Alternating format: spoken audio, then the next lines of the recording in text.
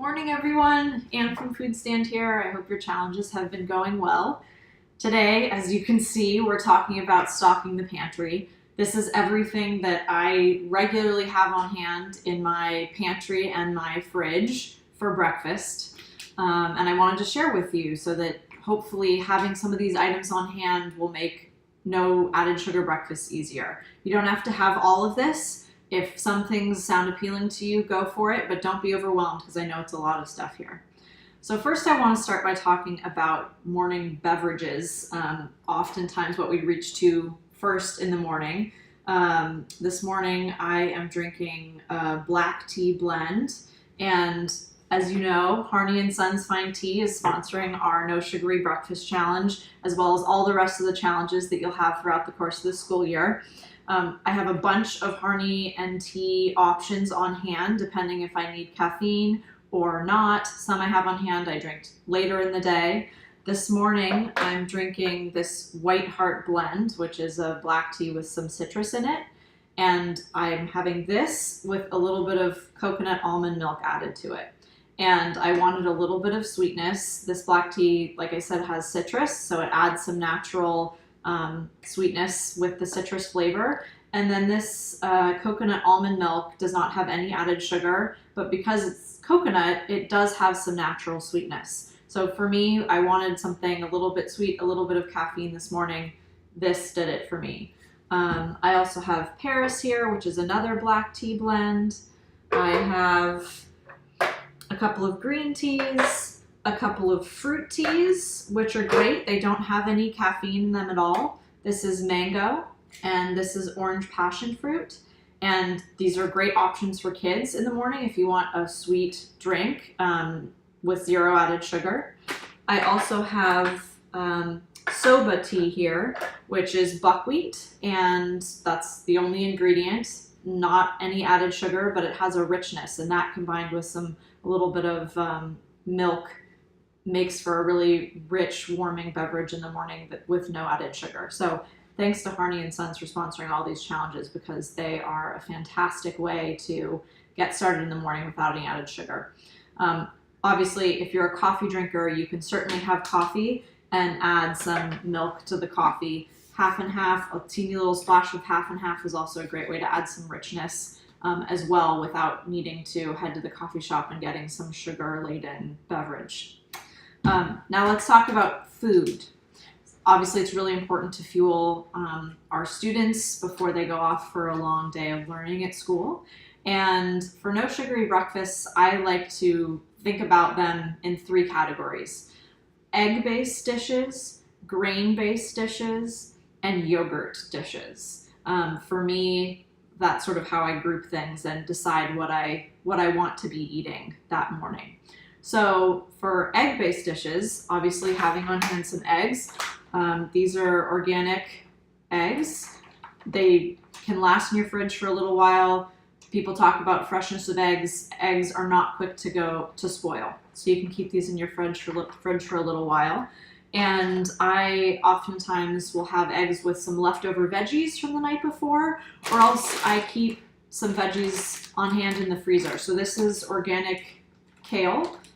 You can find it in your freezer section. That way you have it on hand. It's already even chopped up. You can just throw it in a pan with some olive oil and salt and pepper with some eggs. I also keep some hard cheeses just in a plastic bag like this with some wax paper around it. This is, I think, pecorino cheese. Keeps great in your fridge and makes your eggs and vegetables a little bit richer. I also keep sliced bread in my fridge. So if I buy a loaf of bread, we have a few slices. I'll slice the rest, put it in a Ziploc bag and freeze it. And then I can just take out one piece at a time, pop it in the toaster, and have that with my eggs and vegetables in the morning. Let's see, olive oil. So fat. You need to have some sort of fat to cook your eggs in. I don't use a lot, but I'll often put a little splash of olive oil in the pan, or you can use some coconut oil as well. And of course, salt and pepper. I have pepper just in a pepper grinder, and I get sea salt in these bags. This is Celtic sea salt, and That adds a ton of flavor. Salt really enhances the flavor of food. A little bit goes a long way, but it's really important to have a flavorful meal. The next type, grains. So if you have some leftover brown rice, leftover quinoa, those make a great canvas for flavoring. People think of just oats for breakfast, but there's actually a wide variety that you can use for breakfast. I do have oats here. I bought just old-fashioned rolled oats in bulk, which makes them much more affordable. And I put them in this canister here that is airtight. They keep really, really well. These cook really easily with just some water and a little bit of salt in the pan, or you could use milk to cook them as well. And they're really quick. If I have some extra time in the morning, this is Bob's Red Mill Organic Steel Cut Oats. These do take longer, but they're more intact, so they have more fiber than the regular oats. If I have time, I cook the steel cut oats, but oftentimes I don't, and I'll just cook regular oats. So once I have the base, whether it be oats or brown rice or quinoa or farro, whatever grain, oftentimes left over from the night before or else cooked up really quickly, I can have a savory oatmeal or a sweet oatmeal. So I know savory oatmeal sounds sort of crazy, but again, you can use leftover vegetables from the night before. We have brown rice for dinner, savory. Oats we think of as being sweet, but they can just be like brown rice, savory with some vegetables, some coconut oil or olive oil, again, salt and pepper, or you can go the sweet route.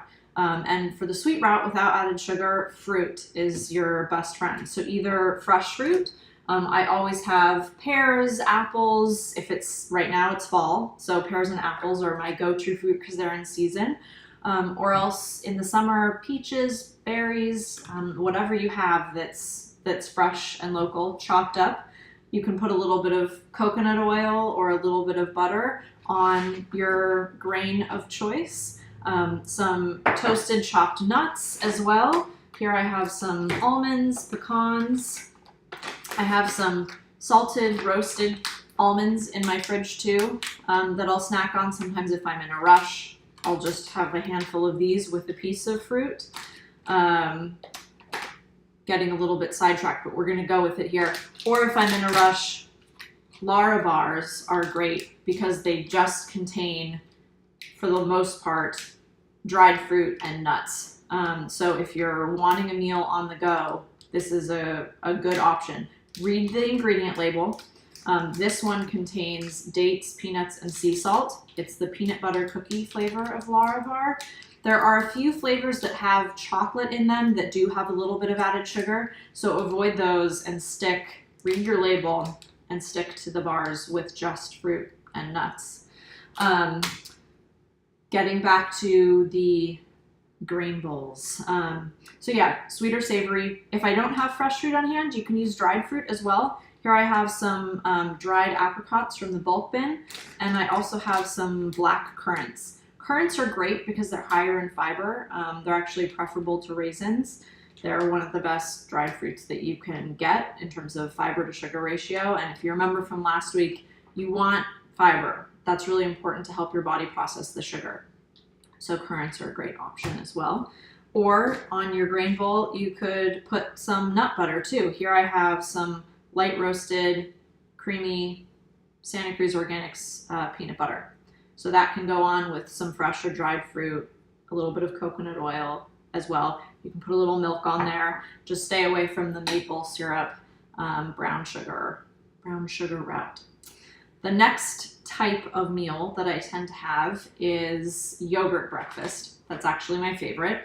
I always have plain yogurt on hand. I'm actually allergic to cow's milk, and so I have this Old Chatham Sheep Herding Company sheep's milk yogurt. It's plain and it's pretty rich. It has a lot of flavor, and you'll notice that once you stop eating added sugar, you're able to taste your food much better because the sweetness often masks the flavor. So if you're going straight from a sugary Yoplait yogurt to plain yogurt, it might take a while to make that adjustment. But at this point, because I'm used to it, this yogurt has so much flavor. So I'll put some yogurt. Right now, same with the grain bowls, I'm using chopped up pear. I'll put some ground flax. This is a great way to get some more fiber into your diet. I'll toast some coconut flakes just in the toaster oven on a little sheet so they get nice and golden. I'll put a little spoonful of cacao nibs on there as well, which is no added sugar. It's a little chocolate flavor. There are these little nibs here that add a little crunch as well.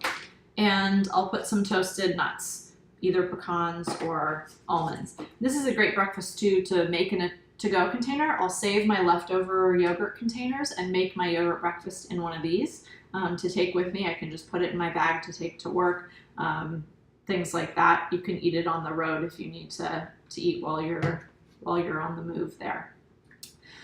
One other type of breakfast is a smoothie. I know it's super popular.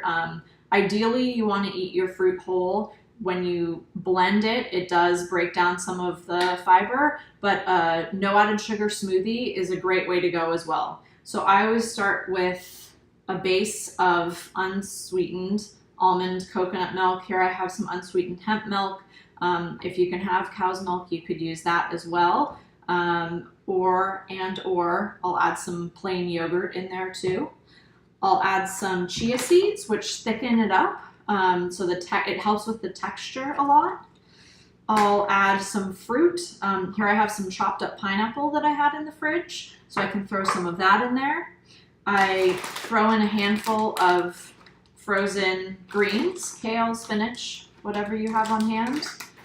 I have some berries in the freezer. These are blueberries that I froze during the summer, but they have them in the freezer section at the grocery store.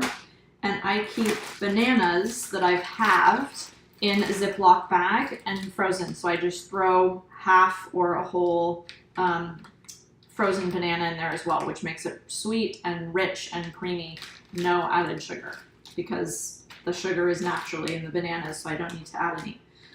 Sometimes I'll add a little bit of almond or vanilla extract, just a little splash to the blender jar.